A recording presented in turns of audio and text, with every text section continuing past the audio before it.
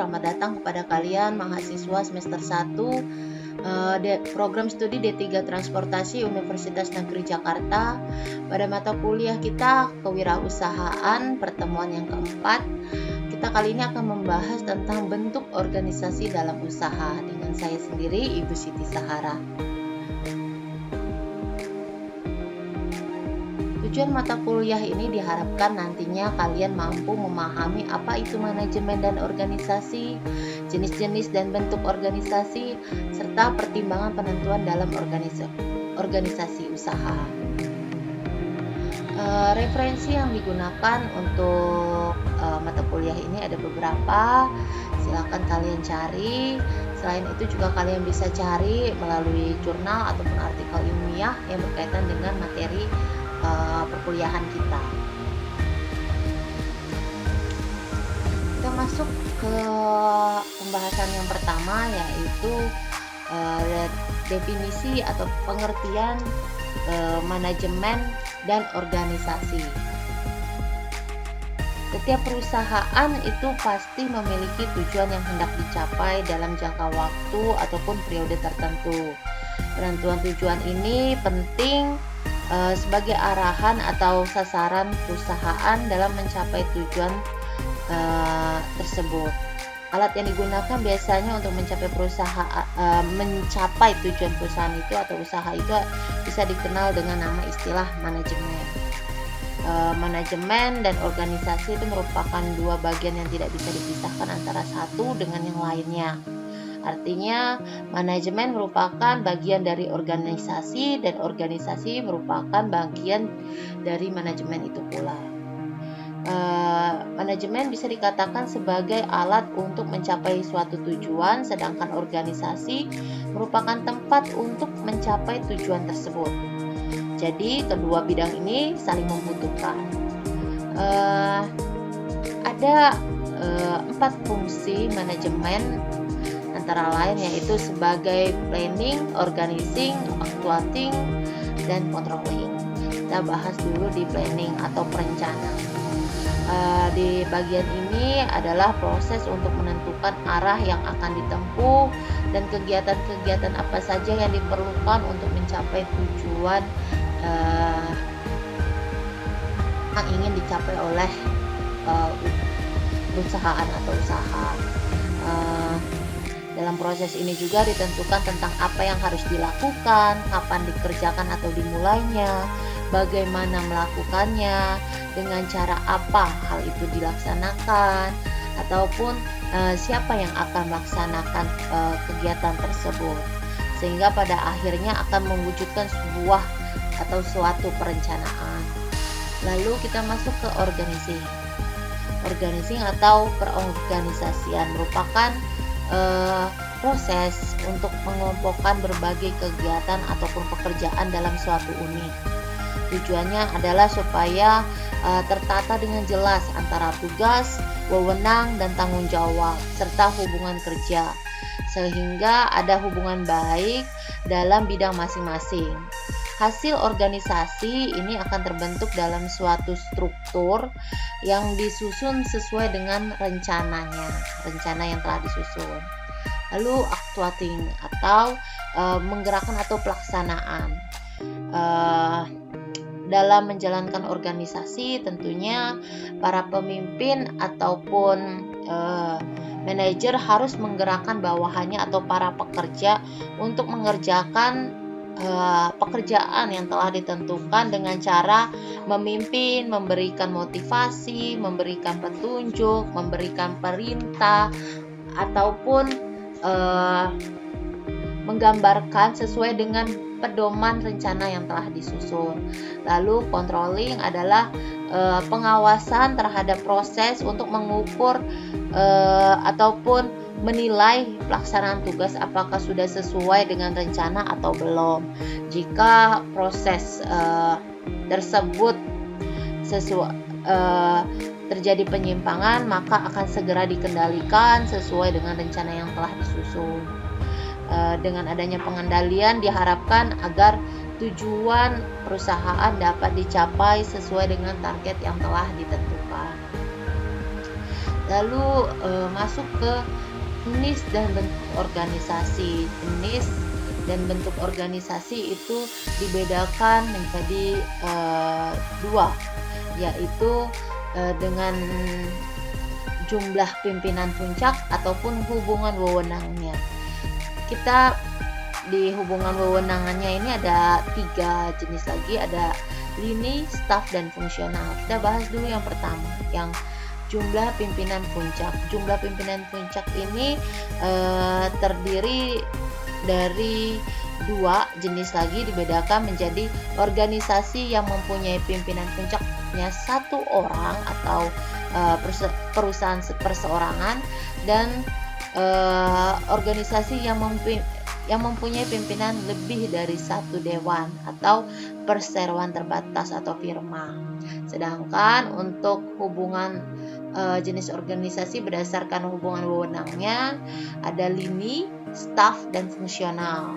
Jika lini, kursornya suka hilang. Jika lini ialah bentuk organisasi yang wewenangnya menimbulkan tanggung jawab atas terjadinya tujuan perusahaan. Sedangkan untuk staf itu wewenangnya untuk membantu agar orang yang mempunyai wewenang lini bekerja secara efektif dalam mencapai tujuan perusahaan. Begitu juga fungsional. Fungsional merupakan wewenang yang diberikan kepada seseorang ataupun departemen untuk dapat mengambil keputusan mengenai hal-hal yang berada di departemen tersebut. Oke, sekarang kita bahas satu-satu apa itu organisasi lini, staf, dan fungsional. Yang pertama kita ke organisasi lini. Di sini kalian bisa lihat diagramnya, ada direktur, manajer A, manajer B, pekerja, dan pekerja. Biasanya bentuk organisasi ini dalam skala kecil dengan jumlah karyawan yang sedikit. Terus ciri-cirinya yang pertama tadi jumlah pekerjanya yang sedikit, terus struktur organisasinya ya bisa dilihat kursornya. Nah, struktur organisasinya ini sangat sederhana atau kecil. Terus pimpinan puncaknya biasanya merupakan pemilik perusahaan. Terus puncak pimpinan juga dipandang sebagai sumber kekuasaan tunggal atau segala keputusan dan kebijakan itu berada pada direktur atau pemilik. Lalu hubungan antara atasan dengan bawahan juga bersifat langsung melalui suatu garis wewenang. Begitu juga pimpinan dan karyawan biasanya saling mengenal dan dapat berhubungan dari setiap hari kerjanya. Sedangkan kita masuk ke positif dan kelebihannya. Positif dan kelebihannya. Jadi, bahas ini dulu. Penjelasan apa itu organisasi staf. Nanti kelebihan dan kekurangannya bisa kita lihat kalau kalian sudah tahu perbedaannya masing-masing. Sekarang di staf ini kalian sudah lihat bedanya antara yang lini tadi, organisasi lini dengan organisasi staf. Organisasi staf biasanya antara hubungan direktur dengan manajer ataupun manajer dengan unit pekerjanya atau pekerjanya, biasanya ada staf yang saling menghubungkan antara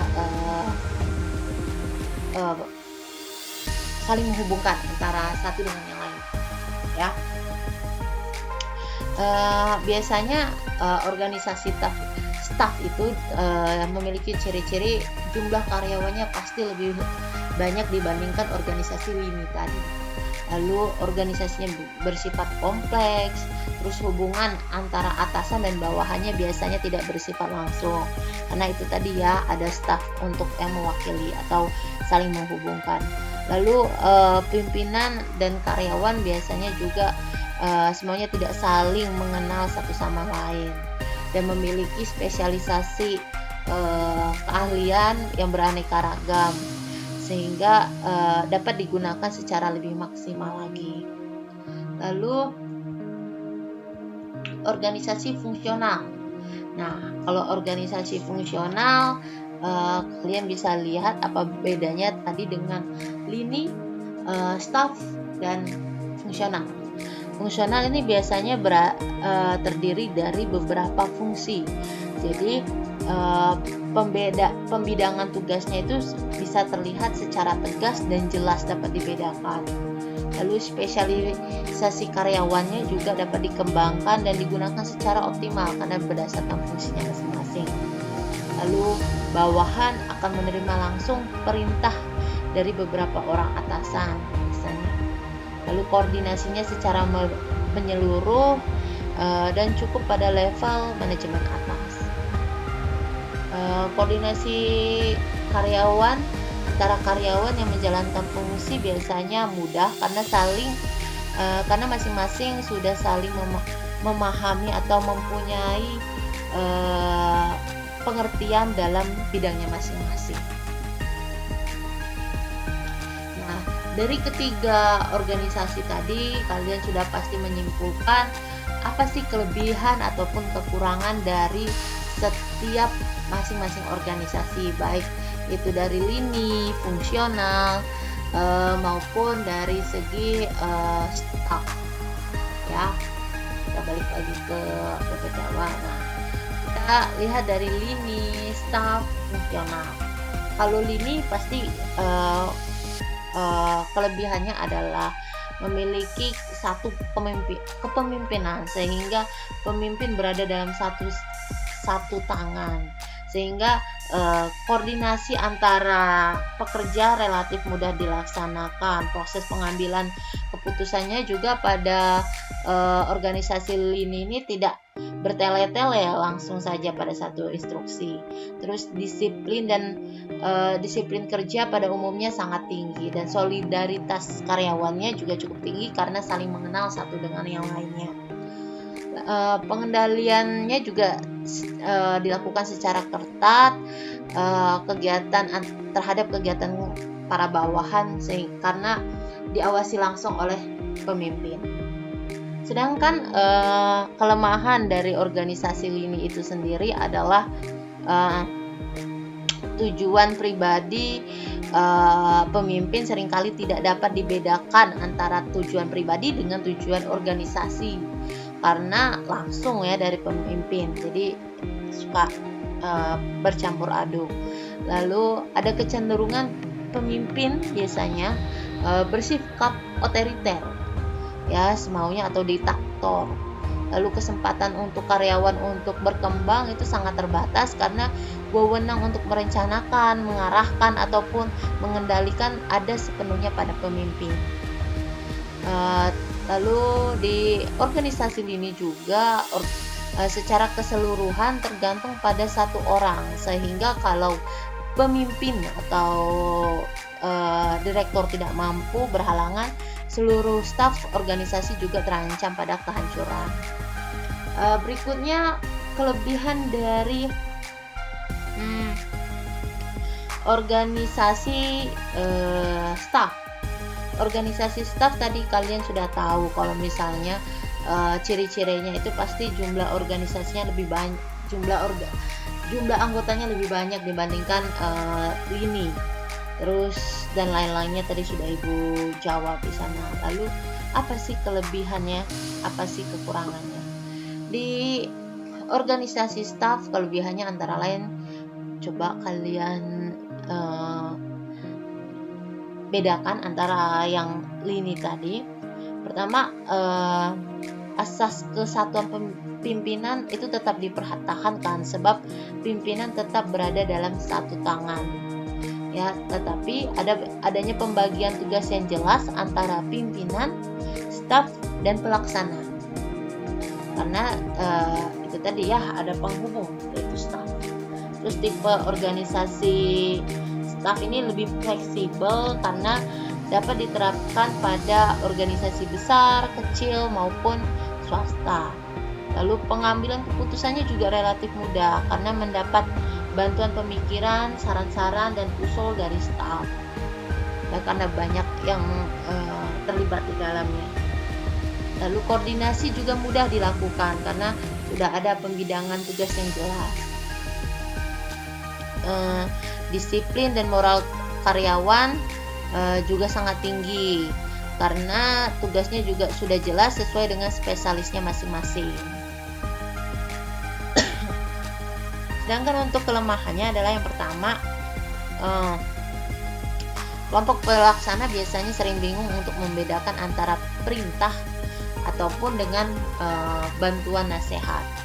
Terus solidaritas karyawan juga terkadang kurang ya, karena tidak saling mengenal antara satu dengan yang lainnya, sehingga menimbulkan persaingan kurang sehat antara karyawan setiap unitnya karena menganggap tugasnya lah yang terpenting ya. Biasanya nanti kita bahas lagi di staff ya, biar lengkapnya lagi kita balik lagi nanti melihat susunan organisasinya. Sedangkan untuk organisasi fungsional, nah kelebihannya adalah pertama, fungsional itu spesialisnya dapat diperoleh secara optimal mungkin karena sudah dibagi-bagi berdasarkan fungsinya. Lalu efisiensi dan produktivitasnya dapat ditingkatkan. Lalu solidaritas, moral dan disiplin karyawan menjalankan fungsinya masing-masing sehingga biasanya tinggi. Sedangkan kekurangannya adalah biasanya pada fungsional ini pekerja biasanya merasakan cepat bosan karena pekerjaannya itu ya. Nah, sudah diforsir berdasarkan kompetensinya masing-masing. Terus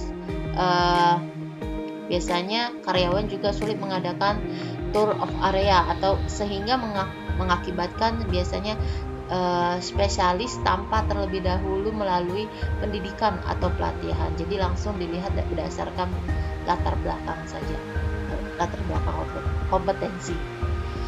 Selain itu juga karyawan selalu mementingkan bidangnya saja sehingga koordinasi secara menyeluruh itu sulit untuk dilakukan. Ya, kita balik lagi ke organisasi staff. Jadi di sini kan ada bagian-bagiannya, yaitu manajer A, manajer B, unit A, unit B, unit C. Nah, biasanya kalau kalian lihat di sini setiap staf memiliki stafnya belum muncul. Oke. Stafnya ini di sini memiliki bantuan lagi, yaitu biasanya ada staf penasehat, staf pelayanan, staf pengendalian, staf fungsional. Adapun juga staf pribadi yang berbentuk asisten ataupun staf umum, general staff biasanya. Ya.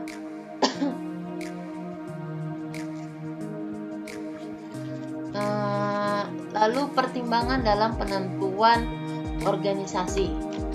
Di sini ada 4 biasanya.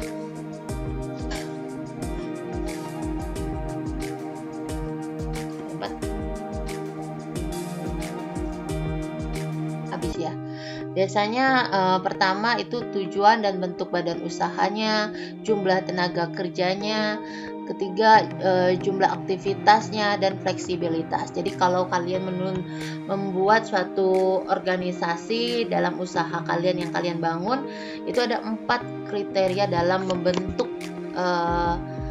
organisasi tersebut, yaitu tadi tujuan dan bentuk usahanya, jumlah tenaga kerjanya, jumlah aktivitasnya dan fleksibilitasnya.